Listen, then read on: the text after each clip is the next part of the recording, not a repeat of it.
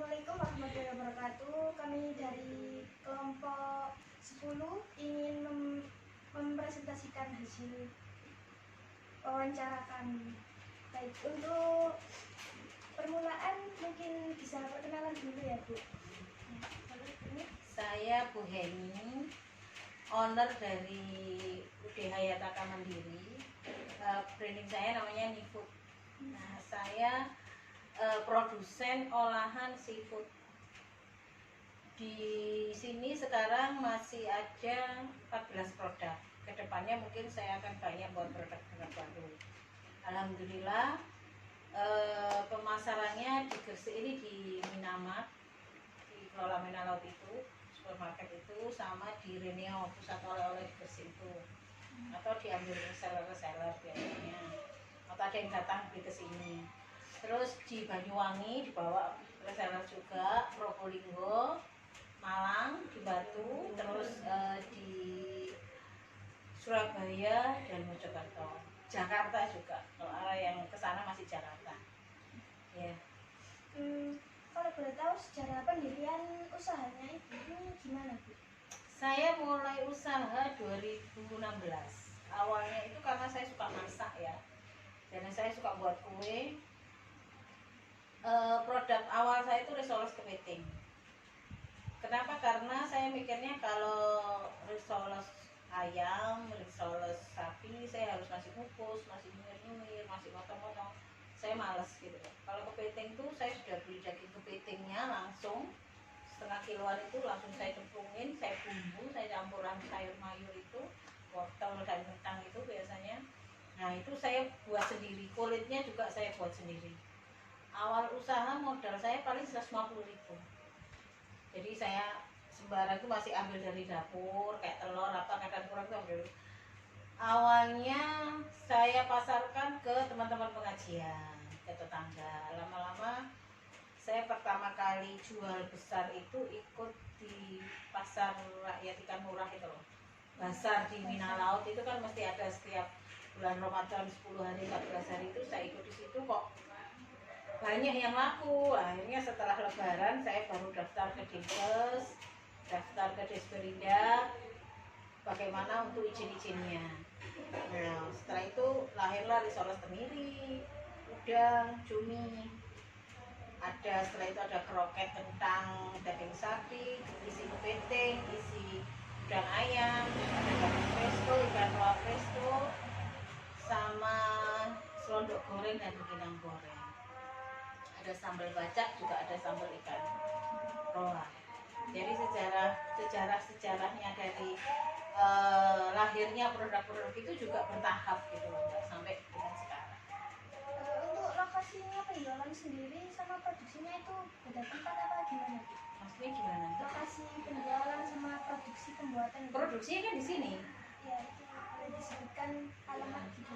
Saya ini di Rivera Timur 5, nomor Rivera Timur 5 nomor 9. Ya, Kalau boleh tahu jumlah karyawan Ibu ada berapa? 3 orang. Masih 3, insya Allah muka-muka nanti nambah-nambah lagi. Terus bagaimana caranya Ibu untuk mengidentifikasi kebutuhan dan keinginan konsumen gitu? Jadi gini, karena saya segmen pasarnya itu ibu-ibu ya, itu kenapa saya buat frozen. Terus saya buat kecil-kecil karena kalau ditaruh di frozen itu sewaktu-waktu ada tamu bisa digoreng. Terus ditaruh piring itu kecil-kecil itu bagus, cantik gitu. Itu yang pertama. Yang kedua karena saya kulitnya bikin sendiri jadi lembut banget. Yang ketiga kenapa kecil? Karena ini isinya seafood. Kalau saya bilang isi kepiting ya 1 kilo daging kepiting wortelnya 1/4 cuma. Jadi terasa kepiting, terasa ikannya itu terasa gitu. Nah akhirnya karena bidikan saya ibu-ibu, bangsa pasar saya, konsumen saya ibu-ibu, saya pilih ke frozen. Karena ibu-ibu itu kan apalagi yang kerja, ya kan, apalagi kalau pas musim puasa kayak gitu kan butuh praktisnya. Karena saya sendiri juga ibu-ibu, makanya produk olahan saya itu saya packagingnya itu saya plastikin satu-satu biar nggak dempet. Kalau kita beli frozen kan tadi jengkel ya, nempel-nempel. Iya saya enggak, diplastikin satu-satu. Jadi itu tadi kalau sudah lihat tadi ya, prosesnya setelah digulung, ditaruh di loyang, dibekukan dulu. Setelah sehari beku dia baru diprotoli, dimasukin selongsong plastik satu-satu, dikemas, divakum. Seperti itu. Itu yang frozen. Kalau yang untuk bandeng presto, karena banyak ya yang jual bandeng presto, saya harus beda. Selain dari rempah-rempahnya saya beda, cara pembuatannya juga beda. 2 bandeng presto itu saya jual, saya kasih sambal bacak, bonus sambal bacak. Mama itu kan kalau dapat bonus kan suka. Nah terus saya juga jual ikan roa, saya kasih sambal bacak juga. Ternyata banyak yang suka, akhirnya saya jualan sambal bacak juga. Nah dari ikan roa itu yang saya beli kan langsung dus-dusan ya, 10 kilo gitu. Saya sekali beli 20 kilo sekintal gitu kan, pasti ada yang pudul-pudul tuh. Ya bisa saya jual ya, saya olah untuk jadi sambal hijau ikan roa. Terus untuk target pemasarannya sendiri itu bagaimana targetnya? Kalau ngomong target, saya pengennya semua ya, kalau bisa sampai ekspor gitu. Kalau ngomong target ke depan, cuman untuk saat ini karena kendala saya di frozen ya, terus risol saya itu kulitnya lembut, nggak bisa lama-lama di luar freezer. Saya untuk keluar kota biasanya saya kirim sendiri, atau saya titipkan base, atau kalau nggak sekarang baru pakai paksel. Setelah ada paksel ini kan, saya kirim Jakarta pakai paksel. Cuman kekurangannya paksel itu dia itu maksimal 5 kilo. Dus berapa bentuknya kecil besar maksimal 5 kilo. Jadi kalau yang Jakarta minta 20 kilo ya 4 dus, 30 kilo ya 6 dus. Nah, jadi kan kasihan customer saya, reseller saya di sana kan bayar ongkirnya kan nambah gitu ya. Itu kelemahannya itu masih di situ. Untuk strategi penentuan harganya itu bagaimana Bu? Untuk penentuan harga biasanya saya dari HPP ya, itu namanya harga HPP ya. Dari jadi harga bahan baku, harga biaya untuk listrik, gas, biaya karyawan saya masukkan semua, baru saya bagi berapa, perfectnya ketemu berapa. Nah terus saya maunya bagi berapa persen dari keuntungan yang saya inginkan, seperti itu. Kalau menurut Ibu strategi untuk menghadapi pesaing dari luar itu bagaimana? Jadi gini Mbak, kalau mau usaha itu kan memang ada pasar yang belum digarap orang. Ada pasar namanya pasar berdarah-darah. Jadi contoh kayak saya main bandeng presto. Bandeng presto itu kan banyak yang buat. Nah, gimana caranya saya punya sesuatu yang membuat orang untuk tertarik ke saya, itu saya kasih bonus sama jajan. Nah, beda dari yang lain. Terus kalau untuk yang lainnya kayak risoles kan jarang ngisi kepiting. Biasanya risoles mayo, risoles ayam, risoles apa. Kalau saya kan risoles itu kan jarang yang ada. Nah itu kenapa saya yakin saya bisa bersaing gitu. Untuk promosinya sendiri Ibu bagaimana melakukan promosi dari hasil promosi dagangan Ibu? Selama ini saya, karena saya titip di supermarket ya. Ini Mbak nanti bisa diincipin ya. Karena saya titipnya di supermarket, jadi ya biasanya kalau saya promonya saya kasih diskon di supermarket itu, atau ke reseller saya. Biasanya yang posting itu ya reseller saya. Saya sih kepengennya ke depan jual di medsos. Ini tadi kan mbak-mbak dari UPN tuh baru ngajari gitu loh, gimana jualan medsos gitu. Ya mungkin kedepannya kayak ini tadi mbaknya yang ini tadi nanti saya khususkan, dia kan admin. Nanti mungkin ke depan saya khususkan juga untuk jualan Di medsos online ya. Karena saya masih belum menjarah pasar online gitu loh. Karena saya juga harus mikirkan pengiriman, pengemasan selama pengiriman itu. Untuk modalnya sendiri yang dibutuhkan berapa? Dulu awal 150. Awalnya 150. Kalau sekarang ya banyak Mbak, Soalnya kan tambah. semakin banyak jenisnya. Iya, saya sekali kayak bandeng tuh sekali beli ya 1 kintal.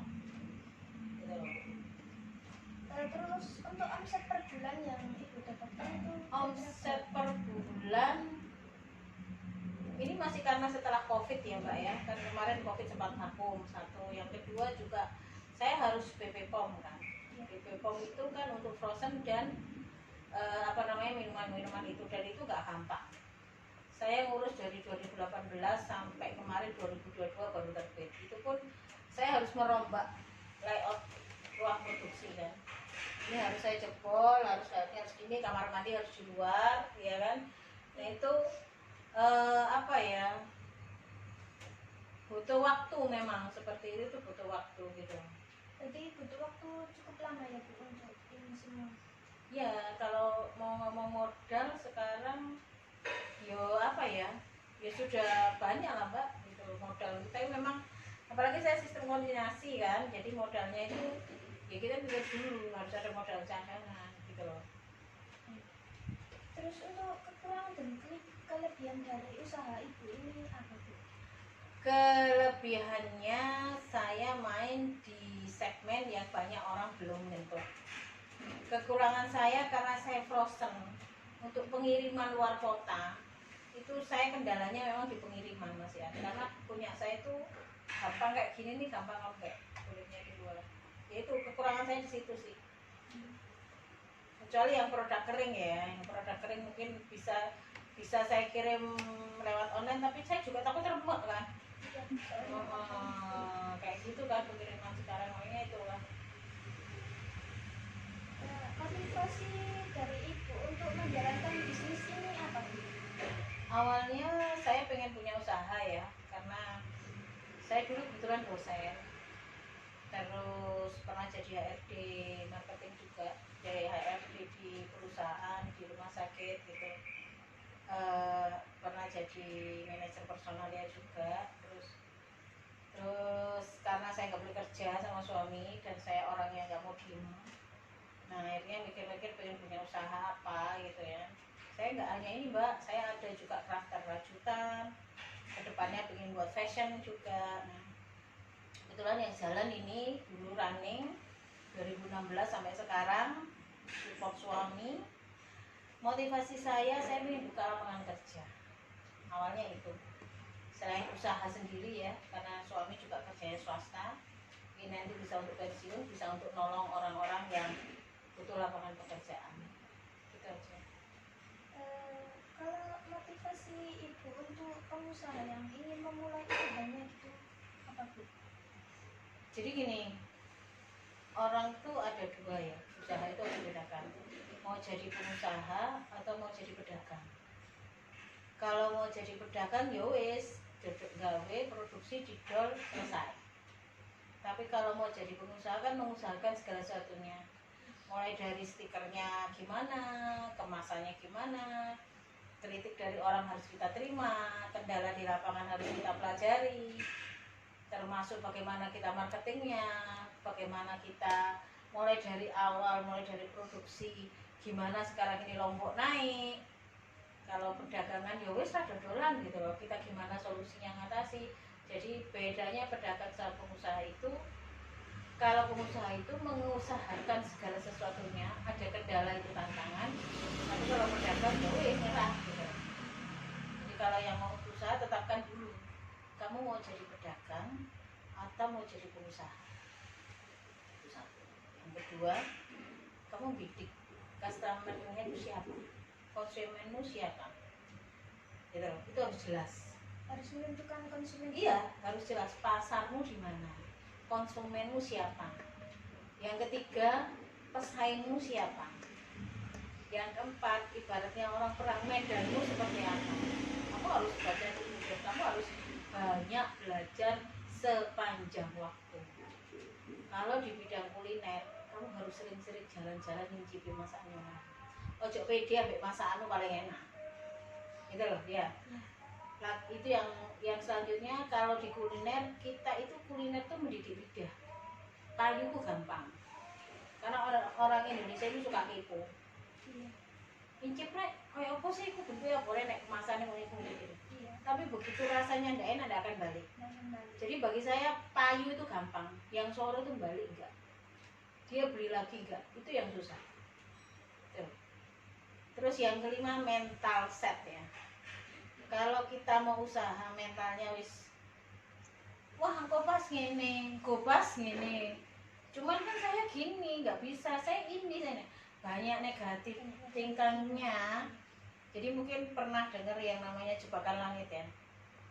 Jadi apa yang kita pikirkan, apa yang kita pikirkan ini kita masuk ke perilaku, ditangkap ke sama langit, diturunkan jadi takdir.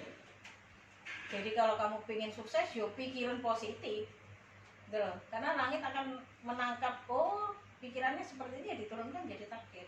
Kalau belum aku pasti kok gak iso, ini kok pasti gak payu deh. Kok nang ini kok, dodol es gitu. Aku dodol es nang kene, sopo sing tuku? Wong kabeh duwe kulkas. Ya sopo sing lewat kene sepi. Belum kayak gitu ya ditangkap langit kalau jualan ya gak payu. Keburu netting dulu. Jadi harus positive thinking apapun itu, gitu loh. Apalagi anak-anak masih muda kan, pesaing kalian banyak, ya kan? Soalnya sekarang juga bisnis usaha itu banyak banget. Banyak, UMKM tuh ribuan. Dari ribuan UMKM yang jadi paling 1, 2, 3, 4, 5. Yang lainnya itu ya karena mental itu tadi. Karena nggak sembarangan, usaha itu nggak semudah itu bro, gitu loh katanya anak sekarang. Enak yo punya usaha, enak yo wis ngene, oh saya berdarah-darah. Awal itu nggak tidur gitu loh. Karyawan juga gitu, keluar masuk, tiap orang beda kan. Alhamdulillah yang ini sudah settle, gimana caranya settle, gimana cara itu banyak sekali yang dipelajari dalam hal usaha, dalam hal bisnis itu nggak semudah itu. Dan satu yang penting itu mental. Ketika kita nggak punya mental pengusaha, jangan main-main ya, karena nggak semua orang bisa jadi pengusaha. Aku sing tuku sopo, ya kan? Ya. Terus apa itu frozennya ibu itu tahannya berapa Setahun. hari? Kalau di freezer setahun. Kalau di luar freezer gitu Macam-macam. Kalau bandeng masih tahan 24 jam kalau ikan. Kalau yang risoles ini paling lama 5 jam, Pak. Gitu. Makanya saya kendala kekurangan saya di situ. Saya saat ini belum berani marketing jauh-jauh karena kendala di situ. Mungkin kedepannya karena ada paksel ini ya. Saya kemarin udah kirim bandeng ke Jakarta, sampai sana ya tetap penuh. Kalau selama ini saya lewat titik bis, kan bis tuh sekali jalan langsung. Ditunggu kayak Probolinggo, ditunggu di rumah ibu sana. Atau saya antar sendiri kalau malam, sekalian refreshing. Ya ke Batu gitu sekalian refreshing. usahanya ibu ini ada berapa jenis bu? Untuk saat ini produknya 14. Apa aja bu? Risoles 4 varian, kepiting, cumi, udang, tenggiri. Berarti hampir seafood semua ya bu? Saya main di olahan seafood. Terus kroketnya 3, cuman yang satu aja daging, satunya kepiting, satunya udang ayam. Terus setelah itu bandeng presto, ikan roa presto, ada sambal itu tadi, sambal apa namanya, sambal bajak, sambal ikan roa. Kedepannya nanti ini baru mau produksi perkedel bandeng, perkedel daging, sama perkedel udang, perkedel ayam. Lebih ya, 14 lebih ya berarti. Otak-otak juga. Mungkin kepala otak. Oh, ada lagi satu, bandeng tanpa duit. Terima kasih. Terima kasih. Assalamualaikum warahmatullahi wabarakatuh.